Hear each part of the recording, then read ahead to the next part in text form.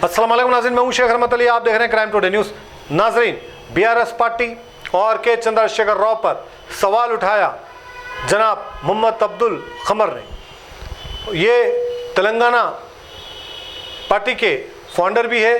तेलंगाना के जब तेलंगाना अलहदे का जब लड़ाई चल रही थी, जब इन्होंने बहुत साथ दिया, केसीआर का भी साथ दिया, लेकिन अफसोस की बात है केसीआर किसी का एहसान नहीं रखे। केसीआर सिर्फ अपनी फैमिली को देखे हैं और अभी तक अपनी फैमिली को ही देख रहे हैं।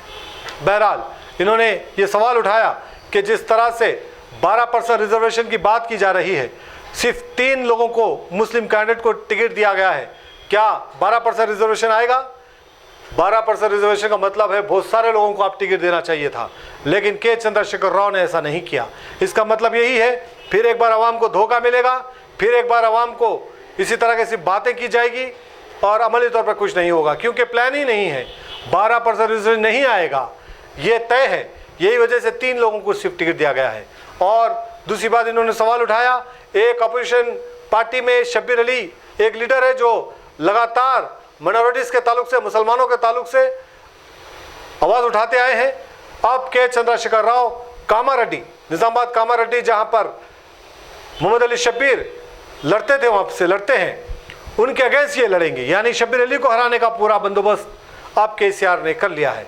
इसका मतलब ये है कि कोई भी मुस्लिम लीडर या मुस्लिम एमएलए उनके सामने नहीं रहना है, सिवाय ये 7 के, सिवाय एक मजलिस के 7 एमएलए के, और कोई उनके सामने मुस्लिम एमएलए नहीं रहना, ये उन्होंने ठान लिया है।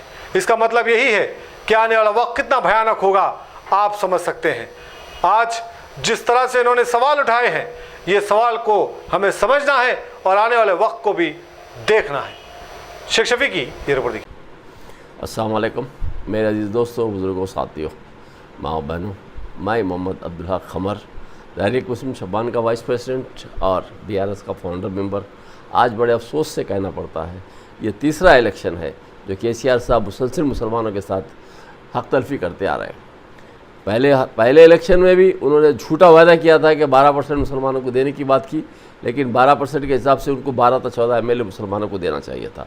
जब भी आपने एक शोशा छोड़ा, मुसलमान जीतते नहीं, उनको मैं एमएलसीज में दूंगा और एमएलएस में इलेक्शन में कंटेस्ट करवाऊंगा, तो जाहिर सी बात है वो लोग हार जाएंगे और सीट्स अपने नुकसान होंगे। ये बात आपने कही और एक फ़र्जी तौर पर ओल्ड सिटी से 1-2 आदमियों को आपने इलेक्शन में कंटेस्ट करवाने लगाया और ये कहने के लिए कि मुसलमानों को दिया था वो हार गए। जबकि ओल्ड सिटी के अंदर, जबकि माइनॉरिटीज़ का जो एरिया है उसमें आप एक दम्मी आदमियों को खड़ा करके ये बताने की कोशिश की है कि मुसलमानों को हमने कैंडिडेट को दिया। इसी तरीके से सेकंड टाइम में भी वैसे ही किया। लास्ट इलेक्शन में 2018-19 के इलेक्शन में आपने वही इब्राहिम लोधी को दिया, वही अली बाखरी को दिया अपने चारमीनार से और आपके बहादुरपुरे से। ये लोग जो कि मिसाल के तौर पर फ़र्जी तौर पर लोगों को आपने खड़ा किया चुप नाम के तौर पर। एक ही आमिर शकील है जो आपने बुदन से दिया और उस सेट के आपने कभी मुसलमानों को जिताना नहीं चाहा, और उसी तरीके से आपने आज तक के हराते आए और मुसलमानों को हैसो लोगों को भी आप मेटने की कोशिश किया। अफसोस इस बात का है कि ये टाइम आपने जो हरकत की, ये सबसे ज़्यादा पहले के 2 इलेक्शन से ज़्यादा ये टाइम पे आपने ये कोशिश की कि मुसलमानों का जो भी आवाज़ उठाने वाला है उसको आप हस्ती से मिटा देने की कोशिश की। आपने एक कैंडिडेट जो मोहम्मद शब्बीर अली जो है, जो कामारेड्डी से ताल्लुक़ रखता है, वो हमेशा क्या दोस्तों रिजर्वेशन के लिए इससे पहले भी 4% मुसलमानों को दिलवाया था कांग्रेस की तरफ से। जाहिर सी बात है कि वो कैंडिडेट के मुकाबले में आप खड़े की कोशिश करना और गजबेल से कंटेस्ट करना और यहाँ से कंटेस्ट करना, ये जानी बूझी साजिश के तहत आपने यहाँ पर इलेक्शन लड़ने की कोशिश कर रहे हैं। उसकी बुनियादी वजह यह है कि शब्बीर अली जब कभी भी मुसलमानों की आवाज़ बनता है तो जाहिर सी बात है ये एक मुसलमान जो है उसको भी अगर असम्बली में आएगा तो उससे भी प्रॉब्लम होगा, लिहाजा उसी को भी साइलेंट कर दो ताकि आने वाले दिनों में मुसलमान कोई नुमाइंदगी अपने असम्बली में ना रहे। आपकी ये सोच है। बहरहाल जो भी आपने कंटेस्ट करने की कोशिश की है कीजिए, वक्त इंसान के साथ आज है कल नहीं रहेगा। जो आपकी जो हरकत है वो दुनिया देख रही है, आवाम में समझ में आ रहा है कि आप क्या करना चाहते हैं। आप मुसलमानों को, आप जिस तरीके से बीजेपी चाहती है मुसलमानों को देखना नहीं चाहती बीजेपी, और हमेशा बीजेपी की सोच ये रहती है कि मुसलमानों के ख़िलाफ़ जाए, उसी तरीके से आप भी मुसलमानों के ख़िलाफ़ जाना चाहते हैं। और वही वजह है कि आपने अब कामारेड्डी से आपने अपना नॉमिनेशन फाइल करने की लिस्ट में आपने अपना नाम कामारेड्डी के साथ जाहिर किया। और अफसोस इस बात का है कि आपने इस बार भी मुसलमानों को आपने खुशी नहीं दिया, उसी तरीके से किया जिस तरीके से। तो आपके 12% का जो मामला था, आप तो अपने तरफ से तो खुला आवाम में ये बात कहे थे कि मैं तो असम्बली से पास करा के मैं सेंट्रल को भेजा दिया हूँ, वहाँ से नहीं आओ तो मैं क्या करूँ। तो जो चीज़ आपके हाथ में है, 119 MLA में आप 12-14 MLA मुसलमानों की दे सकते हैं, 7 आपके जो MIM के हैं उनको छोड़ के दूसरे कॉन्स्टिट्यूंसी से दे सकते हैं और आप जिता भी सकते हैं, लेकिन ना आप जिताना चाहते हैं ना देना चाहते हैं। अफसोस की बात है। अगर इस तरीके से आप रख के आपका दोहरा चेहरा रखेंगे आवाम के सामने और आवाम आपके दोहरे चेहरे को नहीं समझती है बल्कि आप समझ रहे हैं, ये गलत है।